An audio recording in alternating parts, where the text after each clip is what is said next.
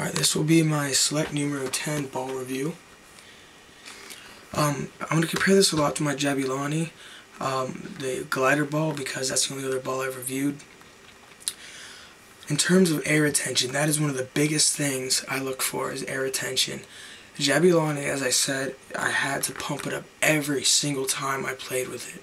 By the end of practice, it was about half flat. It was ridiculous. I don't know if it's because of holes or whatever, but the material it was made out of, I said it was soft and it was good to kick. But after you started kicking it too much, there's holes and it lost air. And the biggest problem was because of the valve. The valve ripped a lot because of the material it was made out of. But this is perfect material. It's not too hard. It's not too soft. It's not that kind of texture as a soft bladder.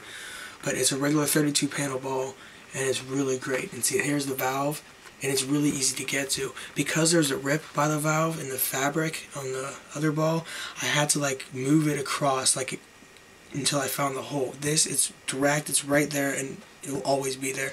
The fabric's not going to rip and affect that. It's, I don't know what these stand for, but it meets NFHS and NCAA, oh I know what NCAA is, but rules, specifications.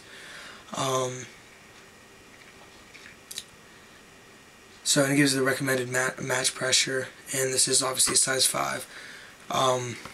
Yeah, IMS, International Match Ball Standard, tested by PFI, and all that good stuff. So yeah, there's a Select logo, and air retention is so good on this ball.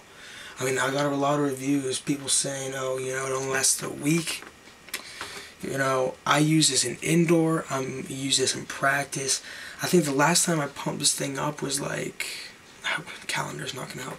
I think maybe early January, and it's still, I maybe could pump it twice and it'd be perfect. So I mean, we're on, what is it, the 19th, well, it's 108, so technically the 20th of February, and this thing doesn't need to be pumped up. As you can see, it's gone through a lot of abuse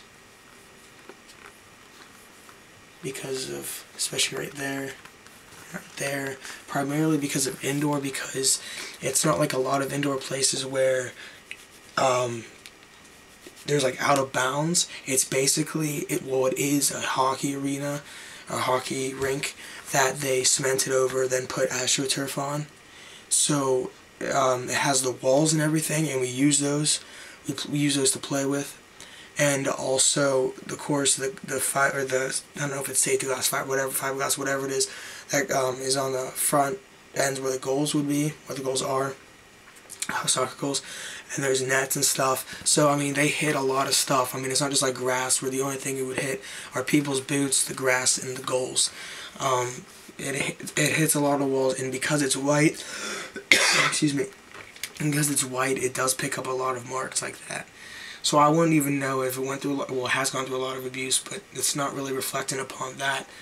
But even as much as it's kicked and hit on the walls and things like that, it doesn't affect the air retention or the shape at all. It's the same shape as when I got it, which is great. So yeah, air retention is great. As for keeping out water, also really great. Never had a problem with that, not even in snow. And yeah, even in the cold weather, it doesn't deflate, doesn't change the shape whatsoever. And as for the texture, as I said, it's not too hard nor too soft, and it has absolutely no rips. The stitching is great, and it's just regular 32 panel ball. But yeah, there's absolutely nothing wrong with it other than the markings. But unless you're like a cosmetic freak, you're not gonna care about all the markings. A ball's a ball. As for flight, this flies extremely straight. A huge problem with my Jabulani is keeping it down, and I know I'm gonna get people commenting, oh, it's the shooter, not the ball, but then you get all the professionals complaining about the real Jabulani, and it does affect things. And that one, it was so hard to keep down. I would have to hit it almost as soft as I could within reason to get it to go to the goal without going over. But this one flies extremely, extremely true. As long as you keep your foot down, you have good form and all that, it will go where you want it to, and you can knuckle it pretty easily. It's a lot easier to knuckle than the Jabulani glider ball. So that will be really great to be able to use this more outside, which I'm really looking forward to, because I learned how to use, thanks to my friend Statman95, who taught me how to use Windows Movie Maker, so when I put a video in, I can split it and then take out the parts I don't want. The videos I don't want, or I mean the shots I don't want if they're bad. And it's not a matter of, you know, me trying to hide things, because everyone has bad shots. The pros do, everyone does. If you say you don't have bad shots, well, you're a liar.